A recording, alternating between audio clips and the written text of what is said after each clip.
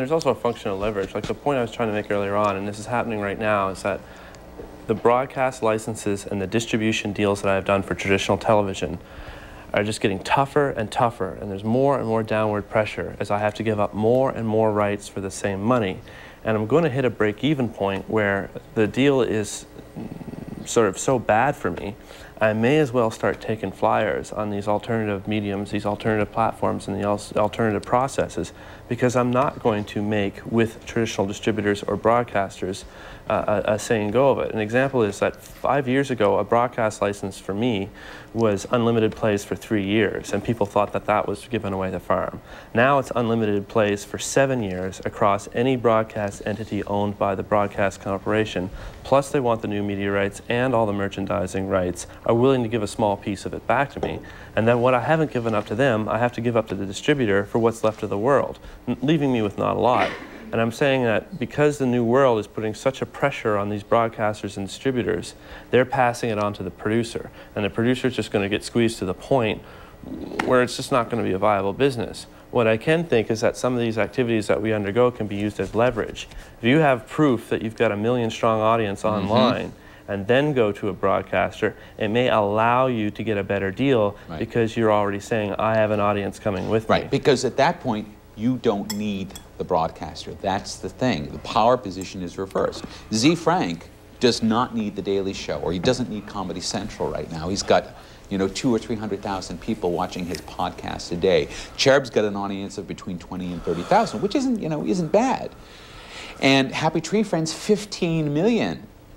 I was told by the president of Mondo Media that, you know, the fact that they did licensing rights to SBS, a major Australian broadcaster, was, well, they basically just sort of gave it away because it increases the number of people who will be going to their website. Is there any ripple of concern in Hollywood about the onslaught of amateur that's material? why Universal is trying to shut down YouTube, or taking legal action against YouTube. They're doing it under the guise of copyright infringement on the people who are using their music, but I really think that what they're trying to do is put up walls in the same way the music industry did to try and keep the old model in place. That's my own opinion. Others might find it No, I think you're right. And of course, it didn't work with traditional music. More music's being downloaded illegally today than at any time ever before. And that's been consistent. It's just become ever more invisible. The same thing's probably true for film and definitely true for television. So I've got two. So I'm okay. I was just going to ask about examples of grassroots advertising. Like, is it still necessary to have print media out there that feeds with technology, or is advertising or the promotion of internet distribution completely technology driven? Like flyers in pizza boxes or electronics at baseball games. Do you know of an example? Like I think, I mean, it's a matter of where your audience is. All right. For example, I'll give another case in point. Fellow made a film about college wrestling. All right. And he knew the website that served the college wrestlers. And so he did a banner exchange with that website. Turns out that these people who go to that website were really looking for good film about college wrestling.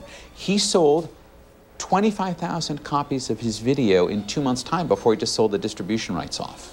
All right. Now, he couldn't have reached that audience with print because that audience is diffuse. It's spread basically all across North America.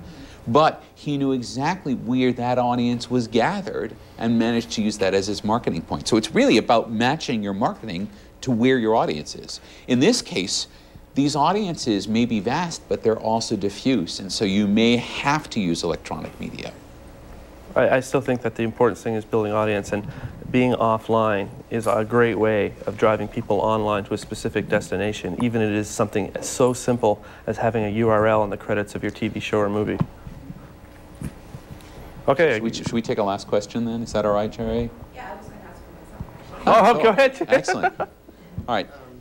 Yeah, I was just wondering, where you said it was like a tsunami of amateur film, is there any way to actually set yours apart from the others? I'm sure not all of them are going to grow to be big successes. And well, I mean, I think the thing is, figure out who your film is talking to, and then go relentlessly after those people and make sure. I mean, one of the things that we've learned, and this has been a big focus of my research, is understanding how things spread virally. Okay, in any community, there are tastemakers. They're the people who are on the tip, and the reason they're on the tip is because they always know what's cool first, right?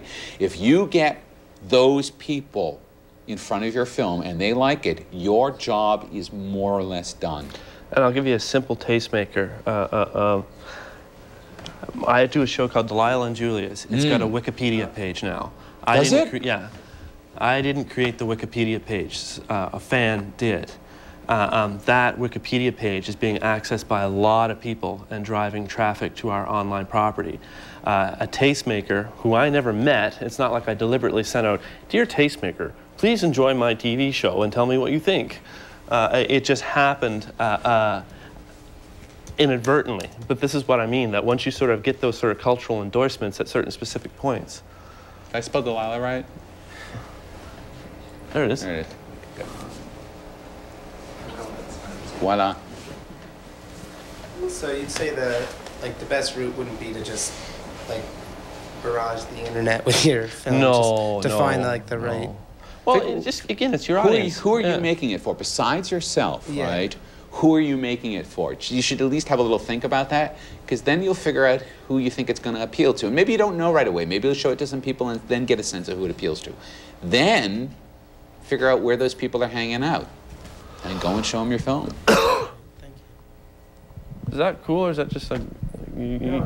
Okay. All right, I think Jerry had actually we'd like the to hear closing question. Yeah, if you guys want to take some more. Okay, we just didn't want to overstay our welcome. One of the things that I really like about this is that as an independent producer starting out, there are so many things that you have to be aware of. And what happens in this, writers and directors and producers a lot of times starting out are doing their own work.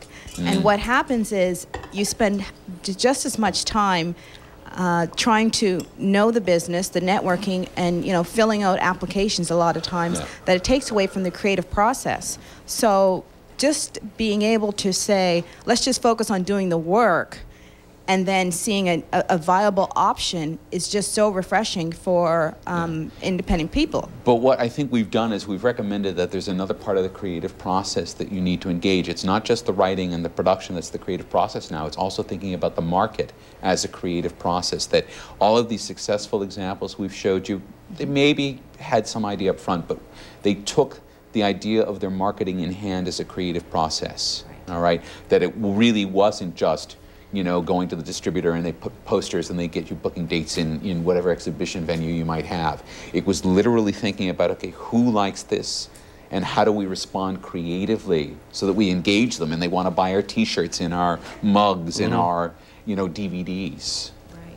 And the other thing is that I think it also gives access to a lot of groups that wouldn't have the resources, the connections to have access to this. Now, my question is actually, so you have a great product, and you've identified a target group, you get a great response. Is there a way for you to actually identify and realize, well, 1/3 of the people that are responding to me are in China, so you could look at that 1/3 maybe in the U.S. Is there a way to... If your property is online, it's very simple technology that has existed for ages and still does, to analyze weblogs and produce statistical information for it. Okay. And it's actually one of the challenges that the online community is facing, is coming up with accurate and believable volumetrics about audience. Companies, traditional sort of people watchers like BBM and Nielsen are making their attempt at it, but some of it's still quite sketchy. And this is most important to advertisers, because they don't want to be sold some sort of broad or vague promise of how many people have seen their ad. They want to know, verified by this company, that this many people have seen their ad.